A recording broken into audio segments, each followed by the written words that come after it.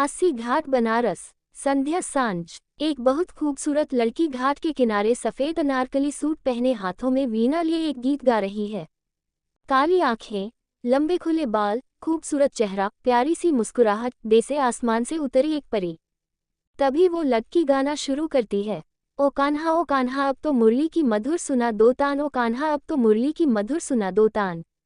मैं हूँ तेरी प्रेम दीवानी, मुझको तू पहचान, मधुर सुना दो तान, ओ कान्हा अब तो मुरली की मधुर सुना दो तान।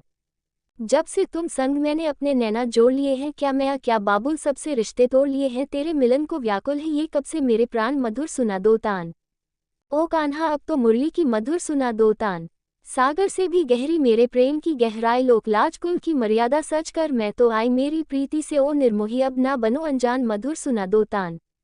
ओ कान्हा अब तो मुरली की मधुर सुना दो तान, मैं हूँ तेरी प्रेम दीवानी, मुझको तुम पहचान, मधुर सुना दो तान, मधुर सुना दो तान।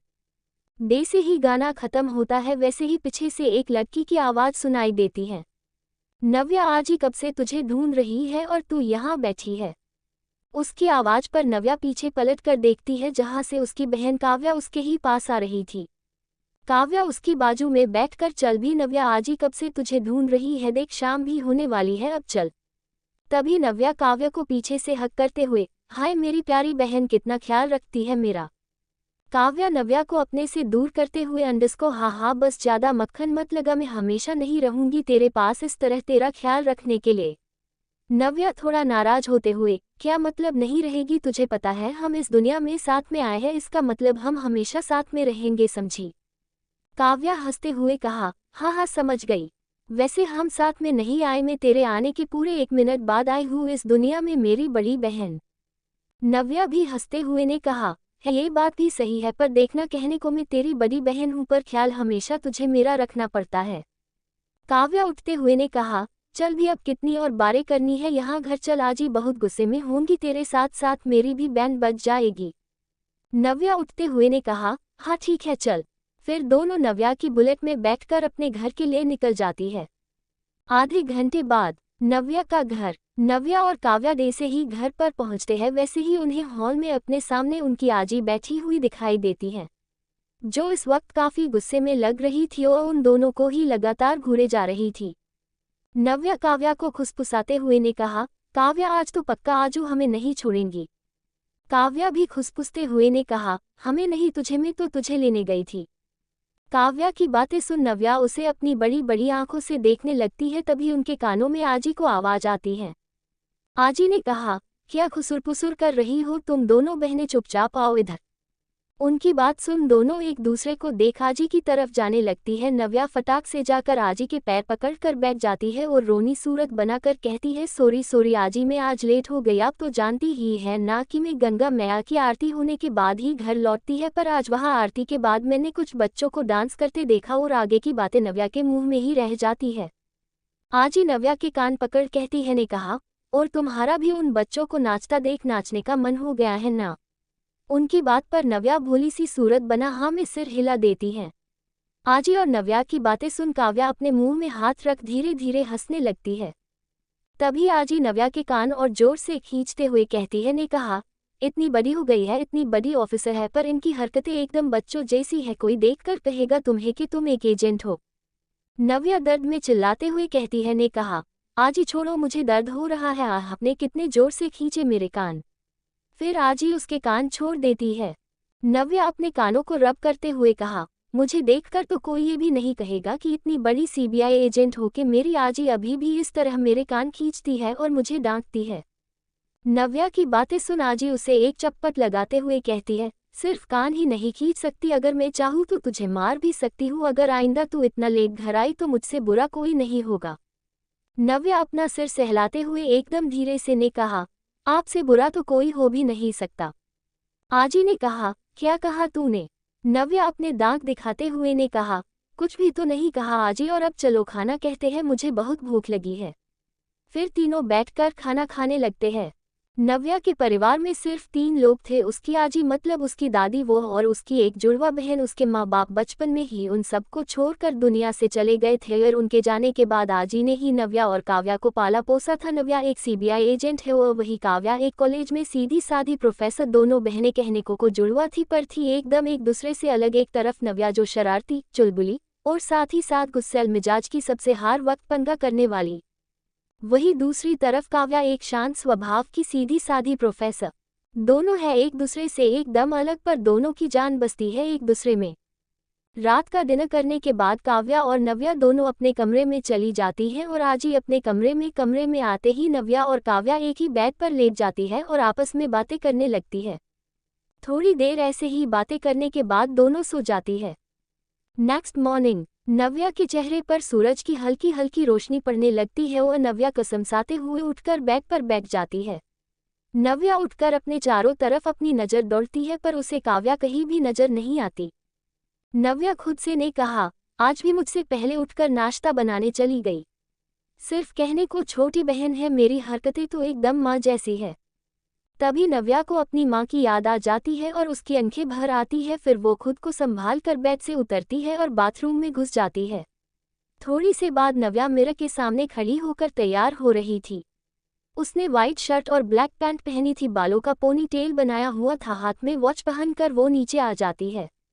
नीचे आकर नव्या देखती है कि काव्या टेबल पर नाश्ता रख रही थी, तो नव्या अपने कदम उसकी तरफ बढ़ा देती है और उसको पीछे से हक करते हुए गुड मॉर्निंग विश करती है। बदले में काव्या भी उसे गुड मॉर्निंग विश करती है। तभी आजी भी मंदिर से पूजा कर वहां आ जाती है और नव्या और काव्या को प्रसाद देती है। दोनों ही प्रसाद लेकर आजी के पैर छूकर उनसे आशीर्वाद लेती है। फिर तीनों साथ में बैठकर नाश्ता करने लगते हैं। नाश्ता करने के बाद नव्या और काव्या आजी को बाय बोल साथ में ही अपने काम पर निकल जाती है। नव्या अपनी बुलेट पर बैठकर अपने आंखों पर गूगल्स लगाकर किक मारकर गाड़ी स्टार्ट कर काव्या को लेकर घर से निकल जाती है। 20 मिनट बाद नव्या काव्या को उसके कॉलेज छोड़ अपने हेड क्वार्टर के लिए निकल जाती है। हेड क्वार्टर नव्या हेड क्वार्टर पहुंच कुछ फाइल्स देखने लगती है, साथ ही और दूसरे कामों में बिजी हो जाती है। ऐसे ही आधा दिन निकल जाता है। 3 बजे मीटिंग रूम में बड़े से स्क्रीन पर एक शख्स की फोटो लगी हुई थी। नीली आंखें, गोरा चेहरा, शार्प नोज, देखने में एकदम हैंडसम। वह पर नव्या और उसके साथ 4 और सीबीआई एजेंट बैठे हुए थे। तभी वहां के हेड मिस्टर जायसवाल खड़े होकर मीटिंग स्टार्ट करते हैं। मिस्टर जायसवाल उस फोटो को पॉइंट आउट कर कहते हैं, ये है दक्ष सिंघानिया, एक बहुत बड़ा नाम जिसके नाम से पूरी दुनिया कांपती है। अंडरवर्ल्ड से लेकर पॉलिटिशियन सब इसके सामने सर झुकाते हैं। इसके कई सारे लीगल और इलीगल बिजनेसेज है, कुछ इंडिया में और कुछ आउट ऑफ द कंट्री। इनकी नेटवर्थ का अंदाजा लगाना बहुत ही मुश्किल है। आज तक दक्ष सिंघानिया के खिलाफ कानून एक भी सबूत नहीं जुटा पाए है। यह आदमी बहुत ही शातिर है, ये अपने पीछे एक भी सबूत नहीं छोड़ता। नव्या बड़े गौर से ये सब सुन रही थी।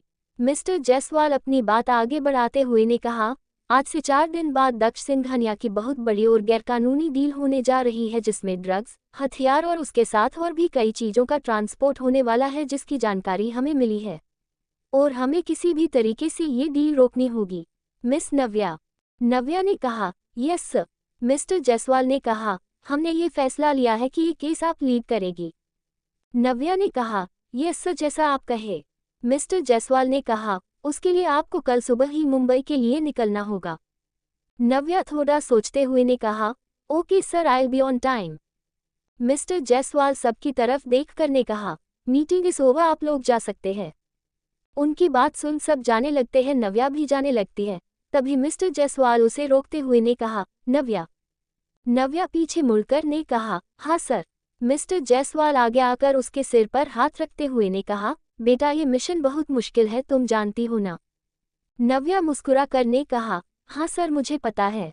मिस्टर जायसवाल ने कहा, बेटा तुम मेरी बेटी जैसी हो, बचपन से देखा है मैंने तुम्हें, तुम बहुत बहादुर लड़की हो, इसलिए हमने तुम्हें इस मिशन के लिए चुना है।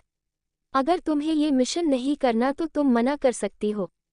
नव्या उनका हाथ अपने हाथ में लेते हुए कहती है ने कहा, अंकल आप बिल्कुल भी टेंशन मत लीजिए, मैं ये मिशन बखूबी पूरा करूंगा। मिस्टर जायसवाल मुस्कुराते हुए ने कहा, यही उम्मीद थी तुमसे। फिर नव्या भी वहां से चली जाती है। रात का वक्त, नव्या का घर। नव्या, काव्या और आजी तीनों मिलकर डिनर कर रहे थे, पर नव्या थोड़ी खोई खोई सी थी। नव्या को यूं खोया देख काव्या उसे पूछती है ने कहा, नव्या क्या हुआ है तुझे, तू जब से घर आई है तब से कई खोई खोई सी है। काव्या की बात सुन आजी भी कहती है ने कहा, हाँ मैं भी कब से देख रही हूँ, जब से यह आई है तब से ही बहुत चुप चुप बैठी है, क्या हुआ है बेटा, कोई बात है क्या। उन दोनों की बात सुन नव्या कहती है ने कहा, जी मुझे कुछ बताना है आप लोगों को। काव्या नव्या को देखते हुए ने कहा, क्या बताना है। नव्या आजी के पास जाकर उनका हाथ पकड़ते हुए कहती है ने कहा, आजी मुझे कल मुंबई जाना होगा, वो भी 1 महीने के लिए। नव्या की बात सुन आजी और काव्या दोनों ही शॉक्ड हो जाते हैं। आजी नव्या से कहती है ने कहा, ऐसा क्या काम आ गया ही तुझे 1 महीने के लिए वहां जाना पड़ रहा है। नव्या ने कहा, मिशन है एक बहुत जरूरी जिसके लिए मेरा वहां जाना बहुत जरूरी है। काव्या उठते हुए ने कहा, नहीं तू कहीं भी नहीं जाएगी, मना कर दे इस मिशन के लिए। Dot dot dot dot dot dot dot पर तभी नव्या उसके पास आकर उसे रोकते हुए कहती है ने कहा, नहीं काव्या मेरा वहां जाना बहुत जरूरी है, ये बहुत बड़ा रैकेट है जिसे मुझे पकड़ना है, कई जिंदगियों का सवाल है, मैं ऐसे पीछे नहीं हट सकती। आजी अपनी जगह से खड़ी होते हुए ने कहा, नव्या कल मुंबई जाएगी।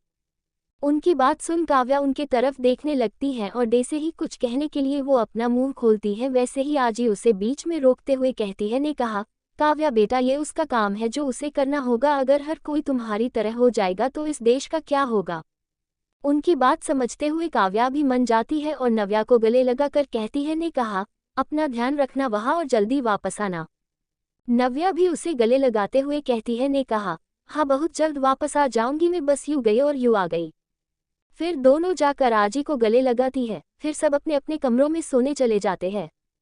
नेक्स्ट मॉर्निंग नव्या, काव्या और आजी तीनों घर के गेट पर खड़े थे। नव्या दोनों के गले मिल रही थे, इस वक्त तीनों की आंखों में आंसू थे।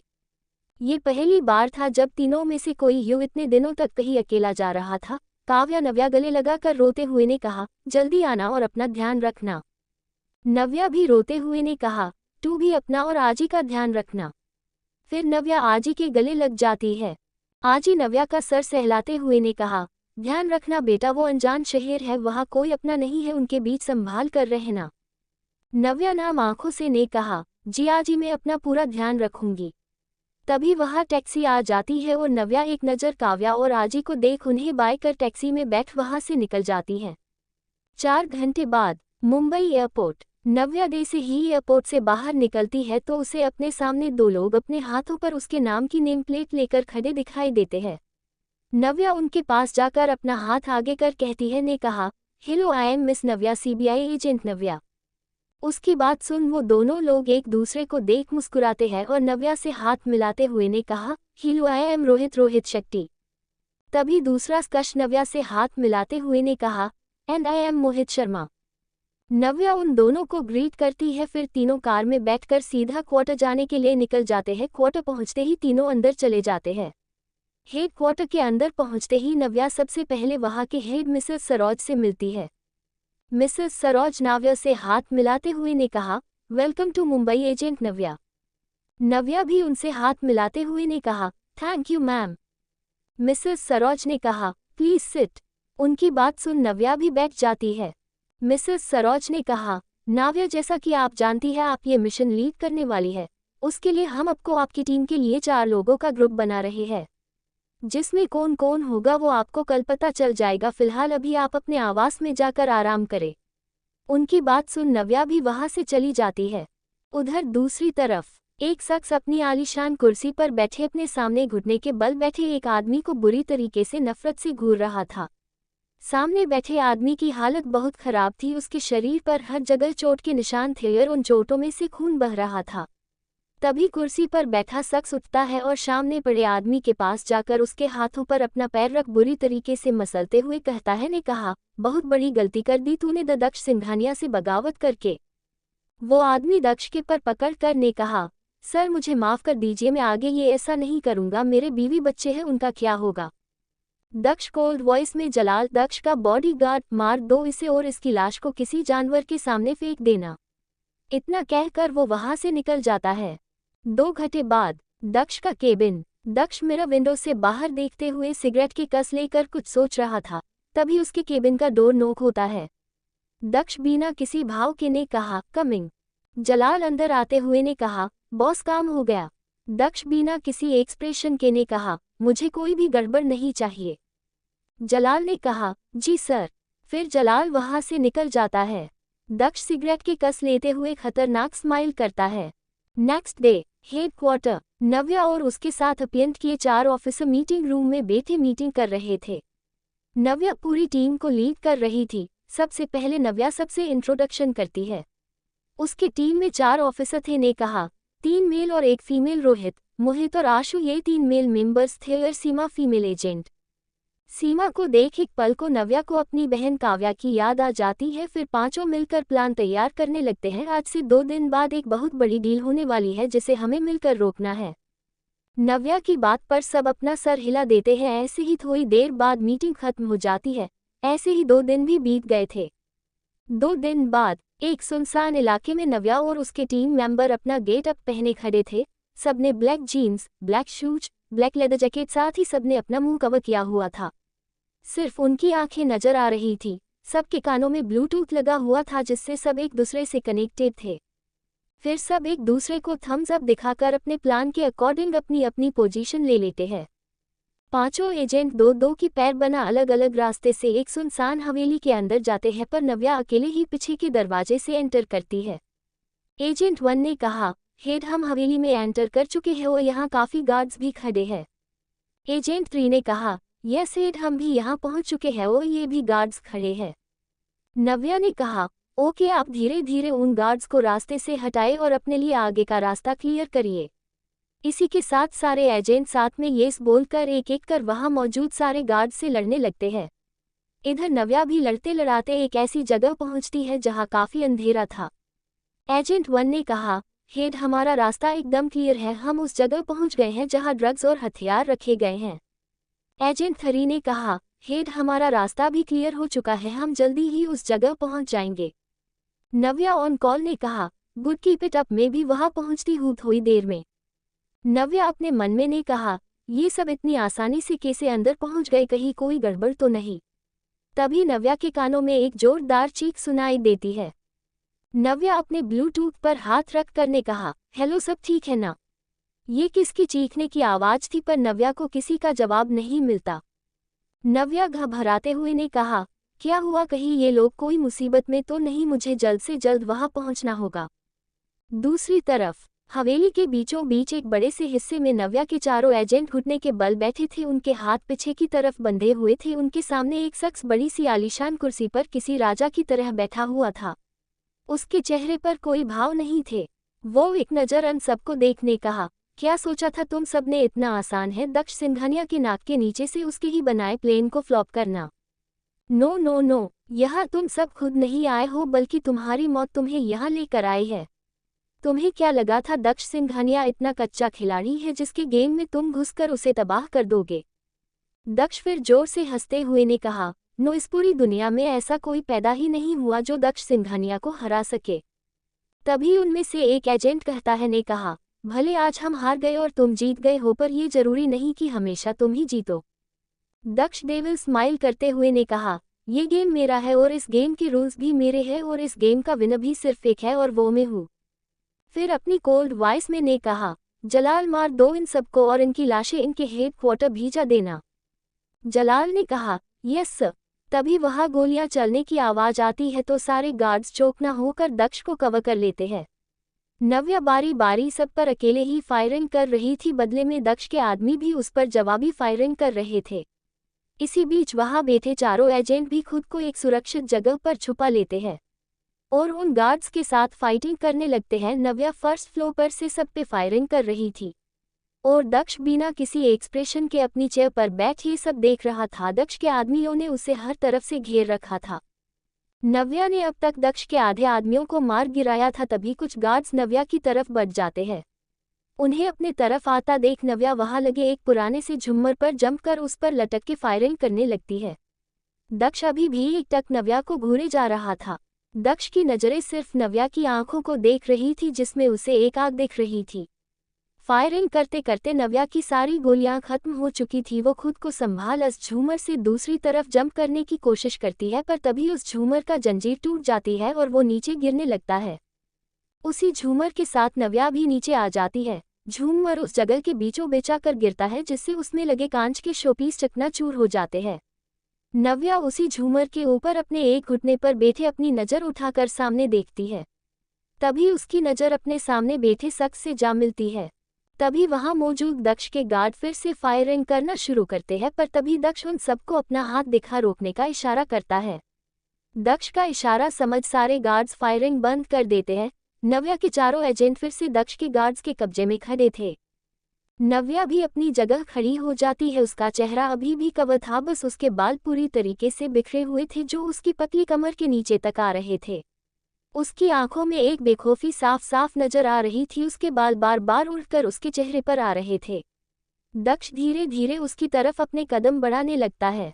दक्ष को अपनी तरफ आता देखकर भी नव्या की आंखों की कोई खौफ नजर नहीं आ रहा था। वो अभी भी बिना डरे दक्ष की आंखों में देख रही थी। दक्ष उसके करीब जाकर उसे एक पल रुक बड़े गौर से देखने लगता है। उसके बाद वो नव्या के चारों तरफ घूमने लगता है। नव्या अभी भी बेखौफ उसके सामने खड़ी थी। नव्या की आंखों में देख दक्ष अपने मन में कहता है, वो नकाब लगाकर खुद को इश्क से महफूज समझते रहे, नादा इतना भी नहीं समझते कि इश्क चेहरे से नहीं आंखों से शुरू होता है। दक्ष जैसे ही अपना हाथ नव्या के चेहरे की तरफ बढ़ाता है वैसे ही नव्या 2 कदम पीछे हो जाती है। नव्या की इस हरकत से दक्ष के चेहरे पर एक अजीब सी मुस्कान आ जाती है। एक अंधेरे कमरे में एक लड़का बेड़ियों से बंधी बेहोशी की हालत में बेड पर लेटी हुई थी।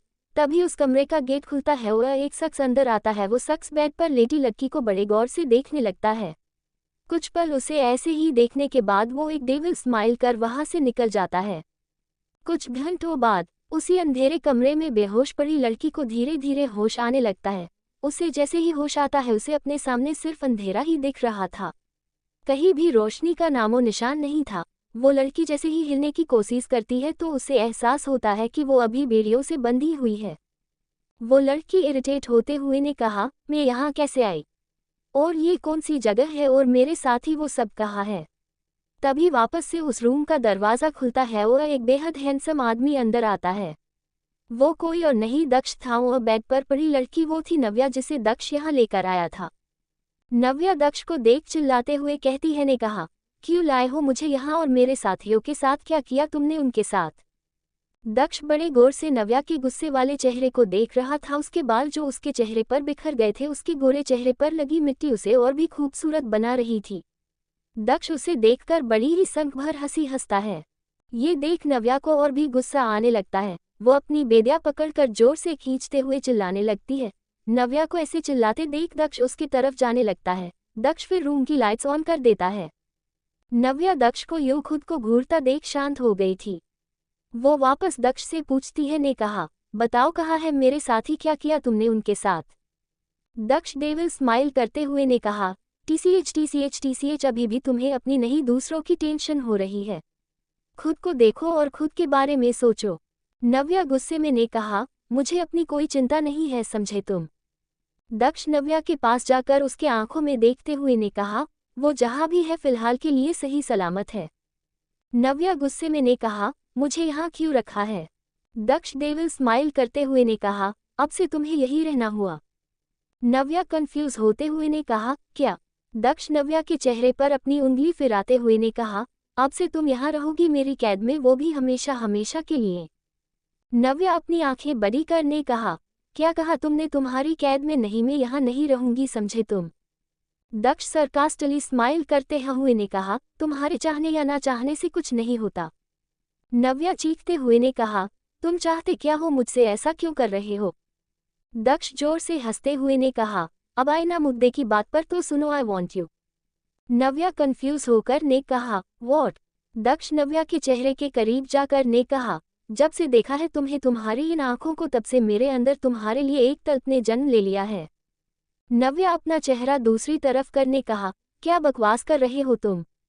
दक्ष नव्या का चेहरा पकड़ अपनी तरफ करने कहा, बकवास तो बकवास ही सही, पर अब से तुम मेरे साथ यहाँ रहोगी मेरी बनकर। नव्या गुस्से से चिल्लाते हुए ने कहा, नहीं कभी नहीं, मैं तुम जैसे क्रिमिनल के साथ कभी नहीं रहूंगी। दक्ष हंसते हुए ने कहा, तुमसे पूछ नहीं रहा, तुम्हें बता रहा हूँ। दक्ष फिर नव्या का चेहरा झटक जाने लगता है। जाते जाते कुछ पल रुक भी न पलते दक्ष कहता है, ने कहा, कैद मुबारक मिस नव्या शर्मा। फिर दक्ष बिना वक्त गवाए वहां से चला जाता है। नव्या पीछे से जोर जोर से चीखती है, ने कहा, खोलो मुझे खोलो। पर उसकी आवाज वहां सुनने वाला कोई भी नहीं था। कुछ पल ऐसे ही चिल्लाने के बाद नव्या शांत होकर अपना सर बेड से टिका कर बैठ जाती है। दूसरी तरफ दक्ष एक बड़े से अंधेरे कमरे में पियानो के सामने बैठा एक गाना गा रहा था। दिल इबादत कर रहा है, धड़कने मेरी सुन, तुझको मैं कर लूं, हासिल लगी है यही धून। जिंदगी की शाख से लूं कुछ हसीन पल मैं चुन, तुझको मैं कर लूं, हासिल लगी है यही धून। दक्ष की आवाज सुन कमरे में बैठी नव्या की भी आंख खुल जाती है और वो बड़े गौर से आगे का गाना सुनने लगती है। ओ सियो लेयो समा लेयो, सियो लेयो आ, ओ सियो लेयो समा लेयो, सियो लेयो आ। दिल इबादत कर रहा है, धड़कने मेरी सुन, तुझको मैं कर लूं, हासिल लगी है यही धून। जिंदगी की शाख से लूं कुछ हसीन पल मैं चुन, तुझको मैं कर लूं, हासिल लगी है यही धून। दक्ष इस वक्त बहुत खतरनाक लग रहा था। वो बहुत ही जुनून के साथ पियानो बजा रहा था। उसकी आंखें बंद थी और उसके सामने एक खूबसूरत चेहरा था जिसका चेहरे पर नकाब था। बस उसकी नशीली आंखें दिख रही थी और उन आंखों में एक जुनून। जो भी जीतने पल जीऊं उन्हें तेरे संग जीऊं, जो भी कल हो अब मेरा उसे तेरे संग जीऊं। जो भी सांसें मैं भरूं उन्हें तेरे संग भरूं, चाहे जो हो रास्ता उसे तेरे संग चलूं। दिल इबादत कर रहा है, धड़कने मेरी सुन, तुझको मैं कर लूं, हासिल लगी है यही धून। मुझको दे तू मिट जाने अब खुद से दिल मिल जाने, क्यों है ये इतना फासला लम्हे ये फिर ना आने, इनको तू ना दे जाने, तू मुझ पे खुद को दे लूटा। तुझे तुझसे तोड़ लूं कहीं खुद से जोड़ लूं, मेरे जिस्मो जान में आ तेरी खुशबू ओढ़ लूं। जो भी सांसें मैं भरूं उन्हें तेरे संग भरूं, चाहे जो हो रास्ता उसे तेरे संग चलूं। दिल इबादत कर रहा है, धड़कने मेरी सुन, तुझको मैं कर लूं, हासिल लगी है यही धून। बाहों में दे बस जाने, सीने में दे छुप जाने, तुझ बिन मैं जाऊं तो कहाँ तुझसे है मुझे को पाने, यादों के वो नजराने एक जिन पे हक हो बस मेरा। तेरी यादों में रहूं, तेरे ख्वाबों में जगूं, मुझे ढूंढे जब कोई तेरी आंखों में मिलूं। जो भी सांसें मैं भरूं उन्हें तेरे संग भरूं, चाहे जो हो रास्ता उसे तेरे संग चलूं। दिल इबादत कर रहा है, धड़कने मेरी सुन, तुझको मैं कर लूं, हासिल लगी है यही धून। ना ना ना ना ना। गाना खत्म होते ही दक्ष जोर से पियानो पर अपना हाथ मार अपनी आंखें खोलता है।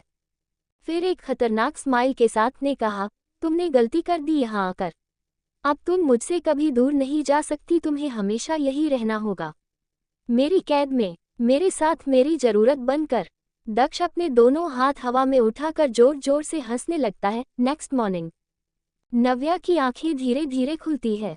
नव्या अपनी आंखें खोल आसपास देखने लगती है, पर अभी भी उस कमरे में सिर्फ अंधेरा था। बस एक खिड़की से थोड़ी थोड़ी रोशनी आ रही थी। तभी उसे एहसास होता है कि वो पूरी रात बेड से टिककर ही सो गई थी, जिससे उसके नेक में हल्का पेन था, उसके हाथों में और पैरों में भी काफी दर्द था। बेड़ियां बंदी होने की वजह से उसे और भी दर्द हो रहा था। तभी कमरे का दरवाजा खुलता है और एक लगभग 50 साल की औरत अपने हाथों में ट्रे लेकर अंदर आती है और वो ट्रे टेबल पर रख नव्या की तरफ बढ़ जाती है। वो लेडी नव्या की बंदी बेड़ियां खोलने लगती है। नव्या बस शांत सी उस औरत को देख रही थी। वो लेडी ने कहा, मैम ये लीजिए, आप ब्रेकफास्ट कर लीजिए। नव्या उनकी तरफ देखते हुए ने कहा, आप कौन? वो लेडी ने कहा, जी मैं मारिया, यहाँ पर एक मेड हूँ पिछले 30 सालों से। फिर मारिया ब्रेकफास्ट की ट्रे नव्या की तरफ करते हुए ने कहा, मैम आप खा लीजिए इसे। तभी नव्या झट से बेड पर से उठकर रूम से जाने लगती है। मारिया पीछे से ने कहा, मैम आप चाहे तो आप इस रूम से जा सकती है, पर इस रूम के बाहर बहुत सारे गार्ड्स हैं, इसलिए आपका यहाँ से जाना बेकार है। नव्या दरवाजे पर रुककर वापस मुड़ मारिया को देखने लगती है और फिर वापस से आकर बेड पर बैठ जाती है। मारिया वापस से नव्या को ब्रेकफास्ट देने लगती है, पर नव्या उसे मना कर कहती है, ने कहा, आप ले जाए यहाँ से, ये सब मुझे कुछ नहीं खाना।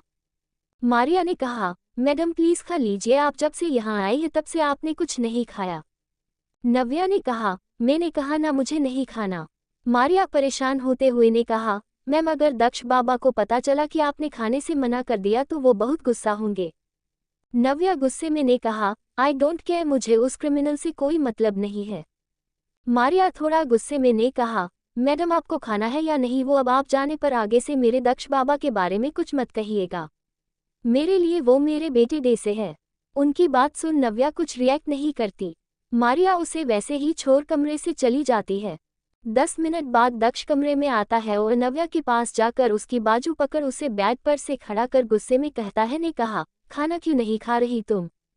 नव्या खुद को छुड़ाते हुए गुस्से में ने कहा, मैं नहीं खाऊंगी, कुछ भी नहीं खाऊंगी, तुम देसे क्रिमिनल का। दक्ष गुस्से में नव्या को और करीब कर कहता है, ने कहा, डोंट टेस्ट माई पैशंस। नव्या भी गुस्से में कहती है, मुझे यहाँ से जाने नहीं दिया तो मैं मर भी जाऊंगी, पर यहाँ ना कुछ खाऊंगी और ना ही कुछ पीऊंगी। दक्ष नव्या को एक झटके से छोड़ देता है और नव्या संभल नहीं पाती और सीधा बेड पर जाकर गिर जाती है। दक्ष तिरछी स्माइल करते हुए कहा, काव्या यही नाम है ना तुम्हारी जुड़वा बहन का। दक्ष के मुंह से काव्या का नाम सुन नव्या तुरंत खड़ी होकर दक्ष का कॉलर पकड़ कहती है, ने कहा, क्या किया तुमने उसके साथ। दक्ष अपनी जहरीली आंखों से नव्या को घूरते हुए एक झटके में अपना कॉलर छुड़वा नव्या के हाथों को पकड़ उसकी कमर से लगा देता है और कहता है, ने कहा, किया तो कुछ भी नहीं है, पर अगर तुमने मेरी बात नहीं मानी तो मुझे भी नहीं पता कि मैं क्या करूंगा उसके साथ। वैसे बड़ी ही मासूम और खूबसूरत है, बिल्कुल तुम्हारी तरह, किसका भी दिल आ जाए उस पर। नव्या गुस्से में ने कहा, डोंट यू डरे, अगर तुमने उसके साथ कुछ भी किया तो मैं जान ले लूंगी तुम्हारी। दक्ष नव्या के चेहरे पर हाथ फेरते हुए ने कहा, अगर तुमने अपने ये तेवर नहीं बदले तो पक्का मैं उसके साथ कुछ करने को मजबूर हो जाऊंगा। फिर नव्या की कमर पर अपनी पकड़ मजबूत कसते हुए ने कहा, तुम्हें इतना तो पता ही होगा मेरे बारे में कि मैं अपनी बातों से कभी मुकरता नहीं। नव्या फिर से कुछ बोलने के लिए अपना मुंह खोलती है, पर उससे पहले ही दक्ष उसे कहता है, ने कहा, अब जो कुछ भी कहना सोच समझकर कहना, वरना शब्द तुम्हारे होंगे और सजा तुम्हारी बहन को मिलेगी। नव्या ने दक्ष के बारे में काफ़ी स्टडीज़ की थी, वो जानती थी कि दक्ष एक पत्थर दिल इंसान है, वो जो कहता है वो करता है, पूरी अंडरवर्ल्ड उसे खौफ खाती है, इसलिए वो दक्ष की बात का कोई जवाब नहीं देती, बस अपना सिर हिला देती है। दक्ष नव्या को देखकर ने कहा, good girl, now finish your breakfast. फिर दक्ष नव्या को छोड़ देता है और वही सोफे पर बैठ जाता है। नव्या भी बिना कोई ड्रामा करे ट्रे लेकर ब्रेकफास्ट करने लगती है। नाश्ता करने के बाद दक्ष मारिया को आवाज़ लगाता है, उसकी आवाज़ पर मारिया कमरे में आ जाती है। दक्ष मारिया को देखते हुए ने कहा, मारिया मासी, आप ये सब लेकर जाए और इनके लिए कपड़े और जो भी इनकी ज़रूरत का सामान हो उसे मंगवा लीजिए। मारिया मासी ने कहा, जी बाबा। फिर मारिया मासी वहाँ से चली जाती है। उनके जाने के बाद नव्या दक्ष से पूछती है, ने कहा, क्यों कर रहे हो तुम ये सब, आखिरकार चाहते क्या हो तुम मुझसे। नव्या की बात सुन दक्ष हल्का सा मुस्कुराते हुए कहता है, ने कहा, तुम। उसकी बात सुन नव्या कहती है, ने कहा, क्या मतलब। दक्ष नव्या के पास जाकर ने कहा, मुझे तुम चाहिए, वो भी पूरी तरीके से। नव्या दक्ष से थोड़ा दूर होते हुए ने कहा, मैं समझी नहीं। दक्ष आई विंक करते हुए ने कहा, आज रात पता चल जाएगा बेबी गर्ल।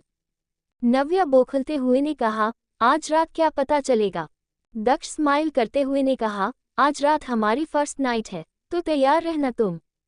दक्ष की बातें सुन नव्या गुस्से में कहती है, क्या बकवास कर रहे हो तुम। दक्ष ने कहा, don't you dare to raise your voice in front of me. उसकी बातें सुन नव्या चुप हो जाती है। दक्ष ने कहा, मुझे बातें घुमा फिरा के कहना नहीं आती, मुझे तुम्हारी बॉडी चाहिए जिसे मैं कैसे भी हासिल कर लूंगा, चाहे प्यार से या फिर चाहे जबरदस्ती से। पर अगर तुम अपनी बहन की भलाई चाहती हो तो चुपचाप मेरे साथ सोने के लिए तैयार हो जाओ, वरना मैं जो चाहूँ उसे हासिल कर ही लेता हूँ। फिर दक्ष वहाँ से चला जाता है। दक्ष के जाने के बाद नव्या की आंखों से आंसू बहने लगते हैं। नव्या खुद से ने कहा, नहीं, मैं इस क्रिमिनल के साथ एक पल भी नहीं बिता सकती, इसे खुद को छूने देना तो बहुत दूर की बात है, पर अगर इसने काव्या को कुछ कर दिया तो नहीं, मैं ऐसा नहीं होने दे सकती। हे महादेव, आप ही कुछ करिए, मुझे यहाँ से बाहर जाने का मौका दीजिए, ये मुझे ब्लैकमेल करने की कोशिश कर रहा है, मुझे कुछ करना होगा, मैं ऐसे ही हाथ पर हाथ रख नहीं बैठ सकती। तभी नव्या की नज़र उस कमरे की खिड़की पर जाती है। वो तुरंत उठकर उस खिड़की के पास जाकर बाहर देखने लगती है। बाहर का नज़ारा देख उसकी आंखें हैरानी में फैल जाती है। नव्या इस वक्त जहाँ थी वो शहर से काफ़ी दूर एक जंगली इलाके में था। वहाँ दूर दूर तक नव्या को सिर्फ जंगल ही दिख रहा था। नव्या खुद से ने कहा, ऐसे तो मैं यहाँ से निकलकर भी फंस जाऊंगी। रात का वक्त, नव्या का कमरा। मारिया अपने हाथ में एक बॉक्स लेकर आती है और नव्या के सामने रख कहती है, मैम आज रात आपको यही पहनना है तो आप ये पहन के रेडी हो जाए, दक्ष बाबा आपका इंतजार कर रहे हैं अपने कमरे में। मारिया की बातें सुन नव्या की आंखों में से एक आंसू लुढ़क के नीचे गिर जाता है। नव्या के आंखों में आंसू देख मारिया कहती है, ने कहा, आप रोइए मत मैडम, दक्ष बाबा बहुत अच्छे हैं, वो आपको हमेशा खुश रखें। मारिया की बातें सुन नव्या अपने अंशु पोंछ कहती है, हमेशा वो मुझे नहीं, मुझे उसे खुश करना पड़ेगा, वो भी उसके बस्तर पर। और क्या मालूम कुछ ही दिनों में उसका मन भर जाए मुझसे और वो मुझे कचरे की तरह अपनी जिंदगी से बाहर फेंक दे। मारिया ने कहा, नहीं मैडम, हमारे दक्ष बाबा ऐसे नहीं है। उन्होंने आज तक किसी लड़की को तरफ आंख उठाकर नहीं देखा, आप पहली है जिसे वो अपना रहे हैं। नव्या कड़वी हंसी हंसते हुए ने कहा, मुझे कोई फर्क नहीं पड़ता इन सब बातों से, सच तो ये है उसे मेरी बॉडी चाहिए जो मुझे उसे सौंपनी होगी, वरना वो मेरे परिवार को नुकसान पहुंचाएगा। मारिया कुछ नहीं कहती और बस एक नज़र नव्या को देख कमरे से चली जाती है। मारिया के जाने के बाद नव्या अपना सिर बेड से टीका अपनी आंखें बंद कर लेती है। 2 घंटे बाद दक्ष गुस्से में नव्या के कमरे में आता है। उसकी नज़र सामने बेड पर बैठी नव्या पर जाती है, जो सुकून से अपनी आंखें बंद कर बैठे बैठे ही सो गई थी। उसे ऐसे सोता देख दक्ष का गुस्सा एक पल में ही गायब हो जाता है। दक्ष धीमे कदमों से नव्या के करीब जाता है और उसे बड़े गौर से देखने लगता है और मन में कहता है, ने कहा, क्या कशिश है तेरे इस चेहरे पर, जितना देखो मन ही नहीं भरता। ये तेरी खूबसूरत आंखें, जिसमें डूब जाने को दिल करता है। मोहब्बत नहीं तुझे तो भी, तुझे पाने की ये दिल जिद करता है। ऐसी क्या कशिश है तेरे इस चेहरे में। निहारिका बजाज। दक्ष नव्या के पास उसके बगल में बैठ जाता है और उसके चेहरे पर आ रहे उसके बालों को हटाने लगता है। तभी नव्या को नींद में किसी की छूने का एहसास होता है तो वो झट से अपनी आंखें खोलती है। अपने सामने दक्ष इतना करीब देख नव्या एकदम हड़बड़ा कर बेड से उठ जाती है। फिर अपने बालों को कान के पीछे कर कहती है, ने कहा, तुम यहाँ क्या कर रहे हो। दक्ष खड़ा होकर ने कहा, मैं तुम्हारा इंतजार कर रहा था अपने कमरे में और तुम यहाँ आराम से सो रही थी, लगता है तुमने मेरी धमकी को कुछ ज्यादा ही हल्के में ले लिया। डोंट वरी, मैं अभी तुम्हारी हिम्मत को तोड़ देता हूँ। इतना कहकर वो अपने फोन से किसी को कॉल करने लगता है। नव्या घबरा कर दक्ष को मना करने लगती है। नव्या ने कहा, सॉरी, पता नहीं कैसे मेरी आंख लग गई, मैं तो बस आने ही वाली थी तुम्हारे पास, पर पता नहीं कैसे मैं सो गई। दक्ष नव्या को कमर से पकड़ अपने करीब लाते हुए ने कहा, गलती की है तो सजा भी तो मिलनी चाहिए ना। नव्या रोते हुए ने कहा, तुम्हें जो भी सजा देनी है मुझे दो, बस मेरी बहन को कुछ मत करना। दक्ष एवं स्माइल करते हुए ने कहा, सजा किसे और कब देनी है ये मैं डिसाइड करूंगा, तुम नहीं। नव्या अपने हाथ जोड़ते हुए ने कहा, प्लीज नहीं। दक्ष ऑन कॉल ने कहा, का। दक्ष के मुंह से इतना ही निकलता है कि तभी नव्या अपने पैरों पर खड़ी होकर दक्ष के होंठों पर अपने होंठ रख देती है और उसे किस करने लगती है। दक्ष नव्या के इस सडन एक्सेशन से शॉक्ड हो जाता है। नव्या दक्ष के ऊपर लिप्स को चूसने लगती है, साथ ही उसके आंखों से आंसू भी बहने लगते हैं। दक्ष अभी भी शॉक में खड़ा था। ने कहा, दक्ष और नव्या दोनों की ये पहली किस थी। दक्ष ने आज तक किसी भी लड़की को अपने इतने करीब नहीं आने दिया था। उसकी हार्ट बीट बहुत तेज हो गई थी। ऐसे ही 5 मिनट दक्ष के होंठों को चूसने के बाद नव्या उन्हें छोड़ गहरी सांसें और आंखों में आंसू लिए दक्ष को देखने लगती है। फिर अपनी सांसों को काबू कर कहती है, ने कहा, प्लीज उसे कुछ मत करना। दक्ष अपने हाथ में पकड़ा फोन कटकर नव्या को फिर से अपने करीब खींच उसके होंठों से अपने होंठ चिपका देता है और उसे बड़े ही पैशन के साथ चूमने लगता है। नव्या चाह कर भी उसे खुद से दूर नहीं कर पाती, वो बस अपनी आंखें बंद कर लेती है। 20 मिनट तक लंबी किस करने के बाद दक्ष नव्या के होंठों को छोड़ देता है। नव्या के लिप्स एकदम रेड हो गए थे। दोनों लंबी लंबी सांसें लेकर अपनी सांसें कंट्रोल करने में लगे थे। दक्ष नव्या के नाक से अपनी नाक रब करते हुए ने कहा, ये पहली और आखिरी गलती थी, इसलिए माफ किया, पर आइंदा कोई भी गलती नहीं होनी चाहिए। नव्या दक्ष की बात सुन अपना सर हाँ में हिला देती है। दक्ष ने कहा, गुड गर्ल, आज रात तुम्हें छोड़ रहा हूँ पर कल रात हम दोनों एक हो जाएंगे। दक्ष की बात सुन नव्या की आंखों में फिर से आंसू आ जाते हैं, पर वो कुछ रिएक्ट नहीं करती। दक्ष फिर नव्या को अपनी बाहों में उठाकर बेड पर लिटा देता है। वह खुद भी उसके बगल में आकर लेट जाता है। वह उसे कस के बाहों में भर लेता है। नव्या दक्ष के इतने करीब होने से घबरा रही थी। आज से पहले वो कभी भी किसी भी आदमी के इतना करीब ना ही गई थी। उसकी दिल की धड़कनें बहुत तेज चल रही थी। दक्ष कोल्ड वॉइस में ने कहा, से जाओ आज की रात, क्योंकि कल के बाद क्या पता तुम्हें रात में सोने को मिले या ना मिले। ऐसा कहकर वो नव्या को देखाई विंक कर देता है। नव्या को अंदर ही अंदर बहुत गुस्सा आ रहा था, पर वो मजबूर थी, वो कुछ नहीं कर सकती थी सिवाय दक्ष की बात मानने के। थोड़ी देर में नव्या को नींद आ जाती है और वो सो जाती है। दक्ष बड़े गौर से नव्या के चेहरे को देखने लगता है और मन में कहता है, ने कहा, आज पहली बार किसी ने मुझे वो करने से रोका जो कि करना चाह रहा था और मैंने भी उसकी बात सुन अपना फैसला बदल लिया। इसने कैसे इतनी आसानी से मेरे करीब आकर मुझसे मेरा ही फैसला बदलने को मजबूर कर दिया। इसकी छूवन मुझे इतना सुकून क्यों देती है। इसका चेहरा देख मैं अपना गुस्सा अपना सेंस सब भूल जाता हूँ और बस इसे ऐसे ही देखता रहता हूँ। ऐसे ही कुछ देर नव्या का चेहरा देखते देखते दक्ष को भी नींद आ जाती है। दोनों एक दूसरे की बाहों में दुनिया से बेखबर होकर बड़ी सुकून से सो रहे थे। नेक्स्ट मॉर्निंग नव्या करवट बदलती है, तभी उसे किसी का अपने पास होने का एहसास होता है तो वो झट से अपनी आंखें खोल लेती है। उसे अपने सामने दक्ष का चेहरा दिखाई देता है जो बड़े ही आराम से आंखें बंद कर सो रहा था। दक्ष को देखना चाहते हुए भी नव्या के चेहरे पर एक कड़वी मुस्कान आ जाती है और एक आंसू लुढ़क के उसकी आंखों से गिर जाता है। डोंट क्राई बेबी गर्ल, ये आवाज़ सुन नव्या तुरंत दक्ष के चेहरे को देखती है जो उसे ही घूर रहा था। दक्ष झट से नव्या के ऊपर जाकर उसे बड़े ध्यान से देखने लगता है। इस वक्त दोनों के चेहरे बहुत करीब थे, दोनों एक दूसरे की सांसों को महसूस कर रहे थे। तभी दक्ष अपने होंठ नव्या के होंठों पर रख उसे किस करने लगता है। नव्या कुछ रिएक्ट नहीं करती, उसे पता था कि अब वो कुछ नहीं कर सकती। वो बस अपनी आंखें बंद कर लेती है और उसके आंखों से आंसू बहने लगते हैं। दक्ष काफी देर उसके होंठों को चूमने के बाद नव्या के गर्दन पर आ जाता है और वहां चूमने लगता है, साथ ही बाइट भी करता है जिससे नव्या की हल्की सी चीख निकल जाती है। नव्या बस बेबस होकर जो हो रहा था वो सब सह रही थी। उसकी आंखों से आंसू बह रहे थे। वो एकटक सीलिंग को घूर रही थी। दक्ष अभी भी नव्या पर हावी था। नव्या की सांसें तेज हो गई थी और उसकी आंखों से लगातार आंसू बहे जा रहे थे। दक्ष नव्या के कपड़ों को खींचकर फाड़ देता है।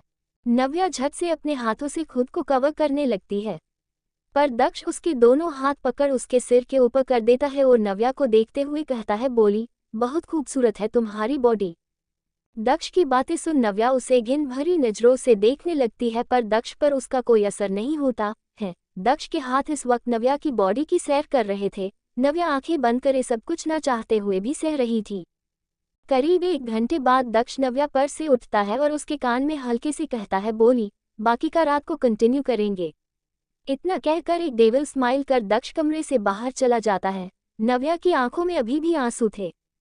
दक्ष के जाते ही नव्या खुद को ब्लैंकेट से कवर कर बाथरूम में घुस जाती है। बाथरूम में नव्या अपने आप को मिरर में देखती है। उसके ऊपर के शरीर पर दक्ष के काटने के निशान थे जो एकदम रेड रेड थे।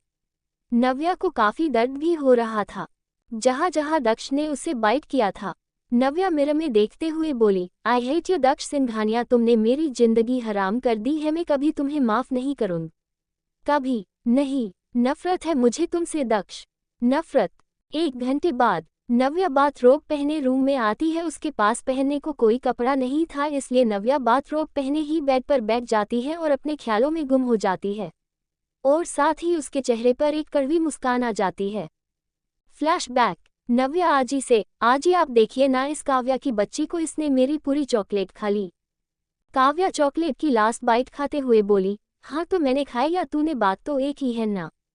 नव्या गुस्से में बोली, तू रुक काव्या की बच्ची, मैं अभी तुझे मजा चखाती हूँ। ऐसा कहकर नव्या काव्या के पीछे भागने लगती है। काव्या भी नव्या से बचने के लिए इधर उधर भागने लगती है।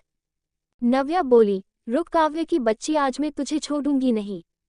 आजी अपना सिर पर हाथ रख बोली, अरे रुक भी जाओ, दोनों कितना झगड़ा करोगी।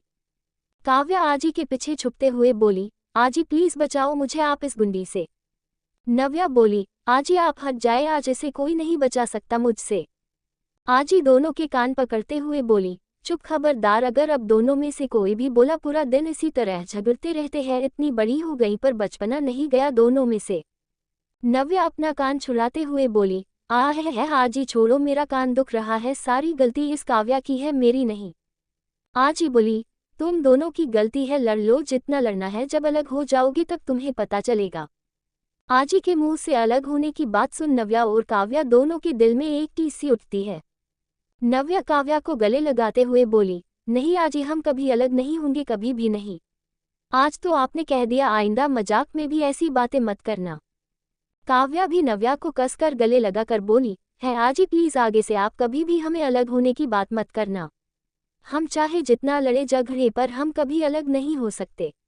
इस वक्त दोनों की आंखें नम थी। उन दोनों को ऐसे देख आजी भी उन्हें गले लगा नम आंखों से कहती है, मैं भी यही चाहती हूँ कि तुम दोनों हमेशा साथ और में खुश रहो। नव्या रूंधे गले से बोली, हम दोनों नहीं, हम तीनों, आप दोनों ही तो मेरा परिवार है और मैं आप दोनों के बगैर ही नहीं रह सकती।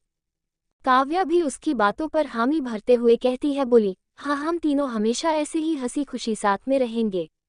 आजी मुस्कुराते हुए बोली, अच्छा अगर तुम दोनों मेरे साथ रहोगी तो तुम्हारे पति किसके साथ रहेंगे? काव्या बोली, आजी आपको पता है ना, हम दोनों को ही शादी नहीं करनी। आजी काव्या के सिर पर हाथ फेरते हुए बोली, बेटा एक ना एक दिन तो सबको शादी करनी पड़ती है, सबको जीवन साथी की जरूरत होती है। नव्या बोली, पर हमें किसी की जरूरत नहीं, हम तीनों ही काफी है। आजी कुछ नहीं कहती, बस दोनों का माथा चूम लेती है। फ्लैशबैक एंड नव्या की आंखें नम थी। नव्या खुद से बोली, कितनी खूबसूरत जिंदगी थी मेरी, मेरी बहन, मेरी आजी और मैं, हम तीनों कितने खुश थे, पर इस जल्लाद ने सब बर्बाद कर दिया। डॉट डॉट डॉट डॉट नव्या अपने ख्यालों में घूम थी, तभी मरिया वहां आती है और नव्या के सामने ब्रेकफास्ट रख उसे खाने का कहकर चली जाती है। इधर दक्ष भी अपने कमरे में जाकर बात लेकर नाश्ता कर अपने ऑफिस चला जाता है। दोपहर 12 बजे मरिया लंच लेकर नव्या के कमरे में आती है। वो जैसे ही डोर खोल अंदर जाती है तो उस कमरे का नजारा देख उसके मुंह से एक जोरदार चीख निकल जाती है। नव्या बेसुध सी हालत में फर्श पर पड़ी थी, उसके सर से काफी खून निकल रहा था जो पूरे फर्श में फैला हुआ था। ये सब देख मारिया बुरी तरीके से डर जाती है और तुरंत नव्या के पास जाकर उसका सिर उठा अपने गोद में रख उसके गाल थपथपा इसे उठाने लगती है। पर नव्या अभी भी कोई रिएक्ट नहीं कर रही थी। मरिया खुद से ने कहा, अब मैं क्या करूं मैम की ये हालत कैसे हुई, मुझे दक्ष बाबा को कॉल करना चाहिए। फिर वो नव्या को वही छोड़ नीचे जाकर दक्ष को कॉल कर सब बता देती। दक्ष नव्या की हालत सुन बहुत घबरा जाता है। दक्ष ऑन कॉल ने कहा, मरिया मासी मैं अभी डॉक्टर को कॉल करता हूँ, वो वहां आ जाएंगे और मैं भी आता हूँ। इतना कहकर दक्ष कॉल कट कर देता है। करीब 10 मिनट बाद नव्या के कमरे में पूरी डॉक्टर की टीम खड़ी थी। साथ ही दक्ष भी अब तक आ चुका था। सबके चेहरे से पसीना बह रहा था और सब हाफ रहे थे, क्योंकि दक्ष ने सभी डॉक्टरों को धमकी देकर 10 मिनट के अंदर वहां पहुंचने को कहा था, इसलिए सबकी हालत खराब थी। दक्ष नव्या जैसे ही नव्या को देखता है वो कुछ पल के लिए वही थम जाता है। नव्या बेड पर पड़ी हुई थी, उसके कपड़ों पर और नीचे फर्श पर काफी खून था, जिसका मतलब साफ था कि नव्या का ब्लड लॉस काफी हुआ था। मरिया ने उसके सिर पर एक कपड़ा बांध दिया था ताकि नव्या का और ज्यादा ब्लड लॉस ना हो। डॉक्टर्स नव्या के पास जाते हैं और सबको रूम से जाने का कहते हैं, पर दक्ष अभी भी वहां बुत बने खड़ा था। तभी एक डॉक्टर उसके पास आता है और उसे जाने को कहता है, तो दक्ष अपनी जहरीली आंखों से उसे घूरने लगता है, जिससे वो डॉक्टर बुरी तरीके से डर जाता है और वहां से चला जाता है। एक फीमेल डॉक्टर नव्या को अटेंड कर रही थी। दक्ष भी वही खड़े नव्या को बड़ी गौर से देख रहा था। आज उसके दिल में एक अजीब सा दर्द हो रहा था। इस एहसास से दक्ष बिल्कुल बेखबर था। थोड़ी देर बाद डॉक्टर नव्या की ड्रेसिंग कर देती है। नव्या के सिर के चारों तरफ पट्टियां बंधी हुई थी और उसकी बॉडी में ब्लड चढ़ाया जा रहा था। तभी तो फीमेल डॉक्टर दक्ष के पास आती है और कहती है, ने कहा, सर अब मैम बिल्कुल ठीक है, उनका काफी ब्लड लॉस हो गया था, अब उन्हें ब्लड चढ़ाया जा रहा है, उन्हें कल सुबह तक होश आ जाएगा। दक्ष नव्या की तरफ देखते हुए ने कहा, उसकी ये हालत कैसे हुए? डॉक्टर ने कहा, सर मैम का सिर किसी नुकीली चीज से टकरा गया है, जिस वजह से उन्हें चोट आई है। उनके पैर में मोच भी है, जिसका मतलब वो कहीं गिर गई है और वो खुद को संभाल नहीं पाए, जिस वजह से उन्हें ये चोट आ गई। दक्ष ने कहा, हम। डॉक्टर हिचकिचाते हुए ने कहा, सर क्या आप बाहर जा सकते हैं, हमें मैम के कपड़े चेंज करने हैं वरना उन्हें इन्फेक्शन हो जाएगा। दक्ष बिना किसी भाव के ने कहा, मैं कहीं नहीं जाऊंगा, आप कपड़े चेंज कीजिए, मैं यही हूँ। डॉक्टर ने कहा, पर सर। आगे की बात उनके गले में ही अटक जाती है। दक्ष उन्हें बहुत बुरी तरीके से घूरने लगता है। फिर वो डॉक्टर वहां से चली जाती है और सारे मेल डॉक्टर्स को बाहर भेज नर्स से नव्या के कपड़े चेंज करने को कहती है। उस नर्स को बहुत अजीब लग रहा था यूं दक्ष के सामने नव्या के कपड़े चेंज करने में। साथ ही दूसरी डॉक्टर्स को भी बहुत आवकावट फील हो रहा था। नर्स बड़े ध्यान से नव्या को चेंज करके लगती है। दक्ष अपनी नजरें फिर अपनी पीठ नव्या की तरफ कर खड़ा हो जाता है, जिसे देख वहां खड़ी सारी फीमेल डॉक्टर्स के फेस पर एक स्माइल आ जाती है। थोड़ी देर बाद वहां से सारी टीम चली जाती है। इस वक्त कमरे में बस दक्ष था जो नव्या के पास बैठा हुआ था। दक्ष अपने मन में ने कहा, ये कैसा एहसास है, मुझे इसके दर्द से इतना फर्क क्यों पड़ रहा है। नहीं लगता है, मैं कुछ ज़्यादा ही सोच रहा हूँ, मुझे बस इसकी फिजिकली नीड है जो अब तक पूरी नहीं हुई, जिस वजह से मुझे ऐसा फील हो रहा है। इसके सिवाय मेरे मन में किसी के लिए कोई भी फीलिंग्स नहीं मायने रखती। ऐसे ही दिन से रात हो जाती है, अब तक दक्ष वही बैठा था। तभी मरिया रूम में आती है और दक्ष को डिनर करने के लिए कहती है, पर दक्ष उन्हें मना कर देता है। मरिया भी उसे ज़्यादा फोर्स नहीं करती और एक नज़र नव्या को देख रूम से चली जाती है। दक्ष ऐसे ही नव्या को देखते हुए बेड से टिककर कब सो जाता है उसे भी एहसास नहीं होता। नेक्स्ट मॉर्निंग नव्या को धीरे धीरे होश आने लगता है। वो अपनी आंखें धीरे से खोल अपने सामने देखती है, फिर उसकी नज़र अपने बाजी ने बैठे दक्ष पर जाती है जो बैठे बैठे ही सो गया था। जिसे देख नव्या मन में कहती है, ने कहा ये यहाँ वो भी इस तरह। फिर नव्या खुद उठने की कोशिश करती है, पर जैसे ही वो उठने लगती है उसे एक जोर दर्द अपने पैरों में महसूस होता है और उसकी चीख निकल जाती है। जिसे सुन दक्ष की नींद खुल जाती है। वो नव्या को होश में देख खुश हो जाता है और फिर नव्या के चेहरे पर आई सिकन देखने लगता है। वो नव्या को सहारा देकर वापस से अच्छे से बेड पर लिटा देता है। नव्या दक्ष को देख अपना मुंह दूसरी तरफ कर लेती है। दक्ष नव्या की इस हरकत को इग्नोर कर रूम से बाहर चला जाता है। आधे घंटे बाद मरिया नव्या के कमरे में सूप लेकर आती है। नव्या के पास बैठ उसे धीरे धीरे फूंक मार कर सूप पिलाने लगती है। नव्या भी चुपचाप सूप पीने लगती है। उसके बाद मरिया नव्या को मेडिसिन देती है और कमरे से चली जाती है। 1 घंटे बाद डॉक्टर आती है और नव्या को ऑब्जर्व कर उसकी ड्रेसिंग चेंज कर चली जाती है। ऐसे ही पूरा दिन बीत जाता है। रात का वक्त नव्या डिनर कर अपने कमरे की बालकनी में बैठी चांद को निहार रही थी। उसके मन में सुबह वाले सीन चल रहे थे। कैसे जब नव्या की आंखें खुली तो दक्ष उसके सामने बैठे बैठे सोया हुआ था। नव्या अपने मन में ने कहा, मैं उसके बारे में इतना क्यों सोच रही हूँ। हम माना उसने मेरी केयर की, पूरी रात मेरे पास बैठा रहा, पर ये जख्म कहीं न कहीं उसके ही दिए हुए है। अगर वो मुझे ये कैद कर नहीं रखता तो मेरे साथ ये हादसा हुआ ही ना होता। मैं अपने परिवार के पास बनारस में खुशी के पल जी रही होती। मेरी काव्या, मेरी आजी पता नहीं कैसी होंगी। 2 दिन से बात भी नहीं हुए उनसे। वो लोग बहुत टेंशन में होंगे। मुझे कैसे भी कर उनसे बात करनी होगी, वरना आज ही उनकी तो तबीयत खराब हो जाएगी मेरे बारे में चिंता कर करके। तभी नव्या को अपने पीछे किसी के होने का एहसास होता है तो वो तुरंत पलट कर देखती है। वहां दक्ष बालकनी की डोर से टिककर अपने दोनों हाथ बांधे उसे ही देख रहा था। नव्या ने कहा, तुम यहाँ कोई काम था क्या? दक्ष नव्या के पास बैठकर ने कहा, तबीयत कैसी है अब तुम्हारी? नव्या चांद को देखते हुए ने कहा, बेहतर। दक्ष ने कहा, कोई चीज की जरूरत हो तो बता देना। नव्या ने कहा, मुझे अपने घर में बात करनी है, वो लोग चिंता कर रहे होंगे मेरी। दक्ष एक फोन निकलकर उसे देते हुए ने कहा, ये को कर लो बात अपने परिवार से, और अब से ये फोन तुम्हारा है, पर हाथ की चालाकी करने की कोशिश मत करना क्योंकि ये फोन ट्रेस होगा। तुम कब किससे क्या बात करोगी मुझे सब पता चल जाएगा। तो कोई भी होशियारी करने की कोशिश मत करना क्योंकि मैं नहीं चाहता तुम्हें कोई और तकलीफ हो। नव्या सार्कास्टिकली स्माइल करते हुए ने कहा, तुम्हें मेरी तकलीफ से कब से फर्क पड़ने लगा? दक्ष ने कहा, अपने घर में बात कर लेना। इतना कहकर दक्ष वहां से चला जाता है। नव्या फटाफट फोन लेकर काव्या का नंबर डायल कर देती है। दूसरी तरफ बनारस काव्या और आजी दोनों बहुत परेशान थे। 2 दिन से नव्या का कोई पता नहीं था, उसका कोई कॉल नहीं आया था और उसके ऑफिस में भी किसी से कोई कांटेक्ट नहीं हुआ था। काव्या और आजी इस वक्त हॉल में बैठे एक दूसरे से नव्या के बारे में बात कर रहे थे कि तभी काव्या का फोन बजता है। काव्या फोन स्क्रीन देख अननोन नंबर से फोन, वो भी इस वक्त किसका होगा? आजी ने कहा, उठाकर देख ले बेटा, कोई इंपॉर्टेंट कॉल भी हो सकता है। फिर काव्या फोन उठा लेती है। काव्या ऑन कॉल ने कहा, हीलू। नव्या ने कहा, काव्या मैं बोल रही हूँ नव्या। नव्या की आवाज़ सुन काव्या अपनी जगह से खड़ी होकर ने कहा, नव्या कहा है तू, हम कब से तुझसे कांटेक्ट करने की कोशिश कर रहे हैं पर तेरा तो कोई अता पता ही नहीं है। काव्या के मुंह से नव्या का नाम सुन आजी भी खुश हो जाती है। नव्या थोड़ा इमोशनल होते हुए ने कहा, हाँ वो मेरा फ़ोन बिगड़ गया था इसलिए कांटेक्ट नहीं कर पा रही थी। तू बता तू कैसी है और आजी उनकी तबीयत कैसी है?